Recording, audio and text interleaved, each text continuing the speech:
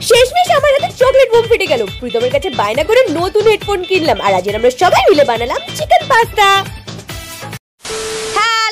সবাইকে ম্যামগালের ছোট মোটো মিনি ব্লগে ওয়েলকাম। আজকে সকাল সকাল ঘুম থেকে উঠে একদম ফ্রেশ হয়ে গেছি, আর ভাইকে না ফোন করে দিয়েছিলাম যে আজকে আমার পাস্তা খেতে খুব ইচ্ছা হয়েছে। সেই মতো ভাই আসার পথে না পাস্তা কিনে নিয়ে এসেছিল, আর তার সাথেও আমাকে না জানিয়ে চিকেনও নিয়ে এসেছিল।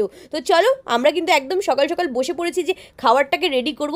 আসলে এই সমস্ত খাবার না সকালে খেতে বেশ ভালোই লাগে, কিন্তু সব থেকে বেশি ল্যাদ লাগে হচ্ছে এগুলোকে রান্না করতে। যতই ভাবি এগুলো রান্না করতে বেশি কিছু লাগবে না, একটুখানি টাইমের মধ্যে হয়ে যাবে, কিন্তু সেরকম কিচ্ছু নয়। আমরা রান্না করতে নিয়েছি, আমাদের মোটামুটি 1-1.5 ঘন্টা লেগে গেছে এটা রান্না করতে। আর এই পাস্তাগুলোকে সেদ্ধ করেছিলাম, যেহেতু একটা বড় বাটি রাখিনি, পাস্তাগুলো না পুরো বাটির মধ্যে আটকে গিয়েছিল। আমি যতক্ষণ পাস্তা সেদ্ধ করছিলাম আর বাদবাকি সবজি কাটছিলাম, ভাই ততক্ষণ মাংসটাকে ম্যারিনেট করে অলরেডি ফ্রিজে রেখে দিয়েছিল। অনেকক্ষণ হয়ে যাওয়ার পর আমরা আগে মাংসটাকে করে নিয়েছি, আর এবার আস্তে আস্তে একে একে সবজি দিয়ে আমরা রান্না করবো পাস্তা। যাই হোক, সকালে ব্রেকফাস্টে কি খেতে তোমাদের বেশি ভালো লাগে সেটা কিন্তু কমেন্টসে জানিও। অন্যান্য দিন ঘুম থেকে উঠতে উঠতে 10টা 10:30 কোনো কোনো দিন 11টাও হয়ে যায়, কারণ রাত্রেবেলা এডিট করে আমার ঘুমাতে ঘুমাতে অনেকটা সময় চলে যায়। এবার অত দেরি করে উঠে এত কিছু বানানোর সময় থাকে না, কারণ তখন যদি আমি এত পাস্তা টাস্তা বানাতে যাই তাহলে না আমার খেতে খেতে 12টা 12:30 1টাও হয়ে যেতে পারে। তাই আজকের না সকালবেলায় উঠে পড়েছিলাম, কারণ জানি অত দেরি করে উঠলে পরে আর আমাকে ব্রেকফাস্ট করতে হচ্ছে না, সিধা ঘুম থেকে উঠে লাঞ্চ করব। আর এদিকে প্রীতম ক্যামেরার পেছন দিক দিয়ে বলে যাচ্ছে খুবই বাজে হয়েছে, দেখ না তোরা বানিয়েছিস, মোটেও একটুও ভালো হয়নি খেতে। যখন ফাইনালি আমি টেস্ট করলাম একদম চুমু, মানে আমার এতক্ষণের কষ্টের ফল বৃথা যায়নি, হেভি টেস্ট হয়েছিল।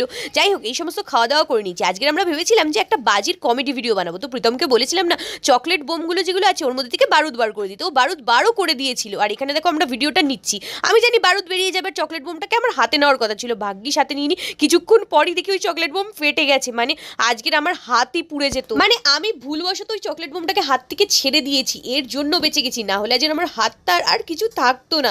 এর জন্য বলে মাঝে মাঝে ভুল হওয়া অনেক বেশি ভালো।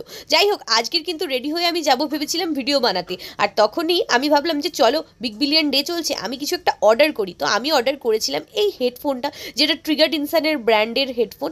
আর এই হেডফোনটা সব থেকে বেশি আমার ভালো লেগেছিল, ভেতরে হচ্ছে চার্জের পার্সেন্টেজ দেখায়, আর চোখটাও কি সুন্দর। তবে আমি এটা অর্ডার করেছি, আর আমার হাত থেকে প্রথম কেড়ে কুড়ে নিজের কানে নিয়ে দেখো আমাকে কিছুতেই শুনতে দিচ্ছে না, আমার খুব জোর রাগ উঠেছিল। আর এখন যে শাড়িটা তোমরা দেখতে পাচ্ছ এইবারের ফেসবুক ট্রেন্ডিং শাড়ি হাকোবা, এটা আমি কিনেছিলাম, কিন্তু একবার জলে দেওয়াতেই ওর মধ্যে থেকে যা রং উঠে আমার পুরো 850 টাকা একদম জলে চলে গেছে। এরকম বাজে শপিং এক্সপিরিয়েন্স আমার আগে কখনো হয়নি। ঠিক যেই মুহূর্তে ভাবলাম ইকো পার্কে যাবো, সেই মুহূর্তে এত জোরে বৃষ্টি নামলো। অনেকক্ষণ বাড়ির বাইরে দাঁড়িয়েছিলাম যে বৃষ্টিটা কমবে, তারপরে কমেনি দেখে রেনকোট পরেই চলে এসেছি প্রীতমদের বাড়িতে, কারণ দুপুরের খাওয়া দাওয়া তো করতে হবে, ভিডিও বানাতে পারি চাই না পারি। এখানে আমার মুডটা অনেক বেশি অফ হয়ে গেছিল, কারণ আমি ভেবেছিলাম আজকের ভিডিও বানাবো অনেক দিন পর, কিন্তু সেটা আর হলো না। তারপরে ঘরে এসে দেখি যে আজকের কাকিমা বানিয়েছিল